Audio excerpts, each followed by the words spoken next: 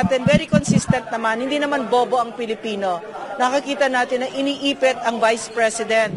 So sasabihin ko kay Marbil, Sir, at saka kay Bongbong Marcos, kapag kami nangyari sa Vice President namin na 32 million Filipinos ang bumoto, kayo ang sisingilin namin. Mangyari kay Vice President Sara Duterte ang planong assassination kay dating US President Donald Trump.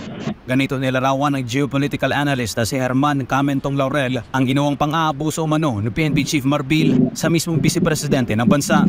Ang nasabing pahayag ni Camentong ay kasunod ng open letter ni VP Sara kay Marbil. Ang eksaktong nangyayari sa Estados Unidos din. Dahil po doon sa nangyari kay President Trump na assassination attempt, at nahagingan ng bala yung tenga ni President Trump. Isang dahilan kung bakit nangyayari yan po, tinanggihan din ng US Secret Service yung additional security ni Presidente Trump.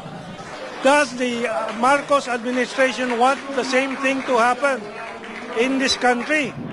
Anya, napakalaking mali ang ginawa ni Marbil na binawasan ng security ng Vice Presidente. It's a grave mistake for that withdrawal of security support for the Vice President from the police officers, from the police forces. Para naman sa dating intel officer ng CPP, NPA, NDF na si Jeffrey K. Eric Celis, ang ginawang ito ni Marbil ay pagpapakita na wala itong respeto sa ikalawang Pangulo na inihalal ng taong bayan. Tama at napakadelikado yan.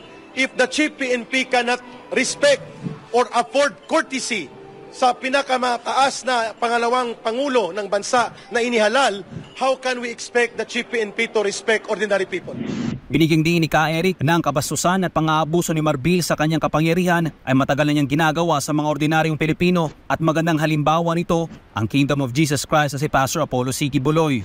At yan, workers and religious missionary ng Kingdom of Jesus Christ, exactly how the Vice President described sa kanilang mga tapang-tapangan na pag-atake laban kay Pastor Kibuloy na hindi pa convicted at hindi akusado pa lang, kung tratuhin nila parang sobra pa sa terorista. And that's the message that the Vice President right now is saying sa kanyang letter. Bagay na sinangayunan ng dating NTF-ELCAC official na si Dr. Lorraine Badoy.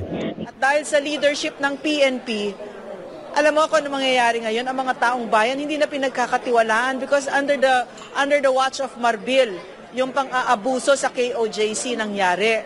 Yung paglusob, yung pagmamalabis, paglusob ng 2 batalyon ng SAF, ng CIDG, may SWAT pa, may snipers, para mag-serve ng warrant of arrest sa isang taong presumed innocent unless proven guilty.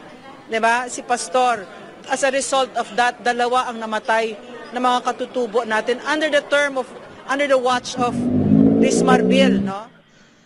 Binigyan din rin ni Badoy na nakakahiya ang ginagawang pang-aabuso ni Marbil.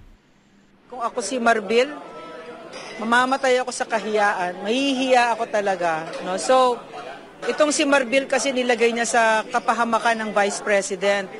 But again, si Marbil obviously ay isang taong walang sariling paninindigan at walang prinsipyo. Nakakahiya, PMA graduate pa naman, pinaaral ng bayan. Sa huli, iisa lang ang mensahe nila kay Bongbong Marcos at kay Marbil.